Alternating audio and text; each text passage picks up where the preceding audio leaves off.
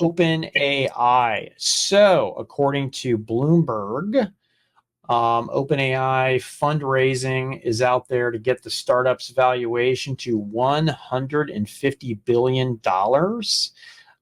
Talking about raising $6.5 billion in equity financing and maybe a cool $5 billion with debt.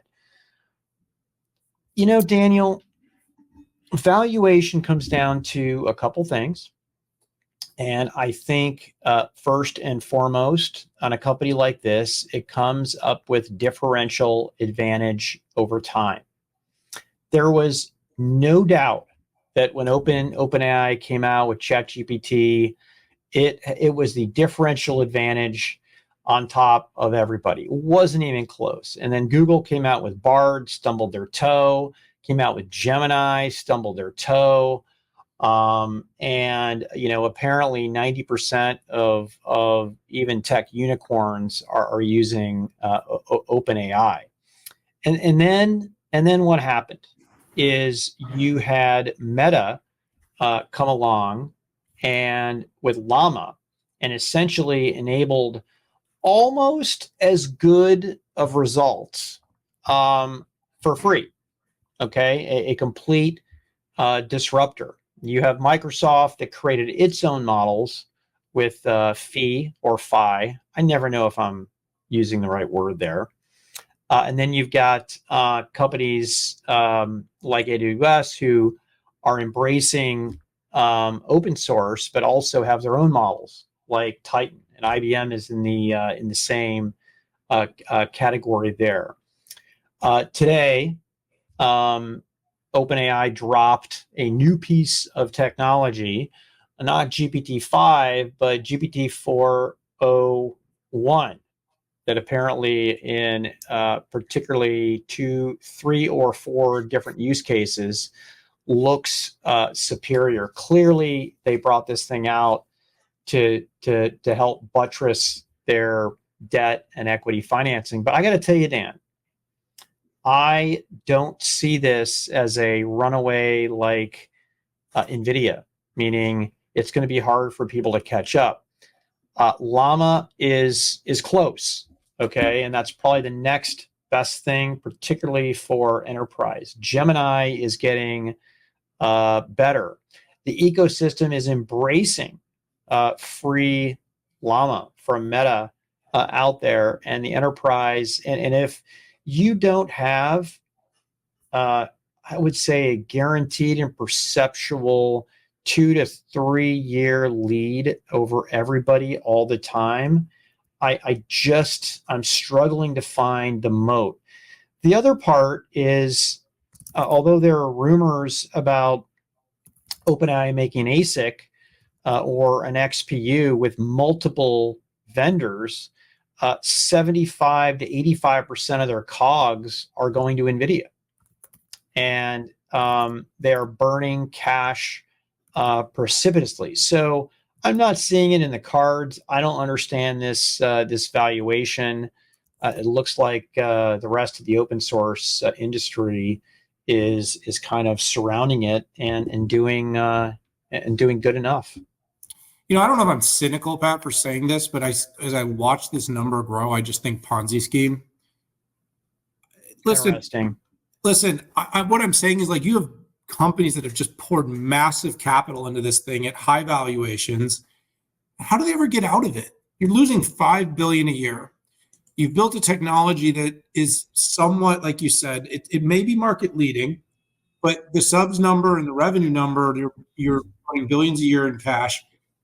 You don't have by any means like a moat that truly allows you, like language models like Claude, Grok, Llama, Cohere. There's different models out there, Pat, that all, Perplexity, that most of us would argue, Google Gemini, that are all pretty good and somewhat interchangeable to use.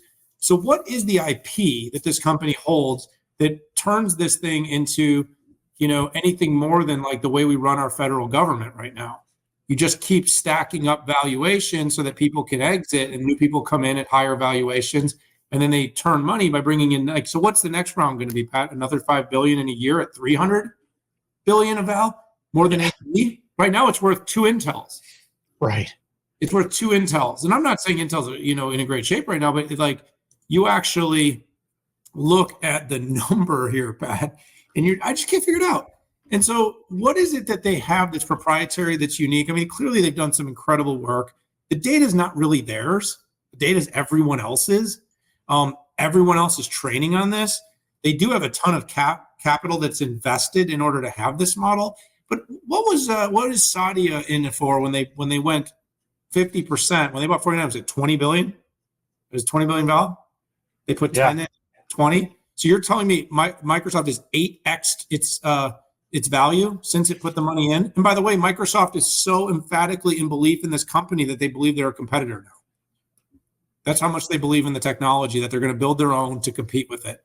The company's got all kinds of weird toxicity inside of the business, with leadership, with people leaving, with turnover. And I mean, look, you and I often do have the inside scoop. I can truly sit here and be honest when I say I'm going to be genuine. I don't have the under the hood here. I've not been inside. I do not know what IP they have. I don't know how close they are to AGI. I know Strawberry hit today, or something announced today, Pat. Wasn't there an announcement? Yeah. I've been so heads down. I haven't had a lot of time to look at it. But like, Pat, I don't know. I mean, I just don't know where this comes from, how we get to this valuation. But what I know is this is like, if they get another double in the next valuation, they're bigger than AMD and Qualcomm. If they get another double in the next valuation, they're worth more than Broadcom. Right. You know, and then one more after that, Pat, and they're more than TSMC. I mean, when do you actually have to build something and actually have a robust cash generating company? Because public companies are held to an incredible scrutiny. You know, we'll talk about Adobe a little bit later. You know, they beat considerably this quarter. They missed on guidance, and their company lost 8% of value.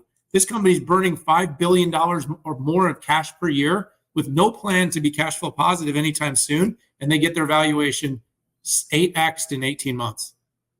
So yeah, it's interesting. Amazon went years without making any money, and you know, some companies, when investors view that there's this differential advantage, they just dial in, man. Yeah, absolutely. So I don't know, Pat. Like I said, I love seeing the AI thing, the story evolve. I know the company needs money. They want to build their own accelerators.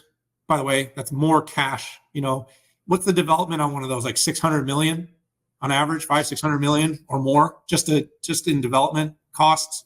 Yeah.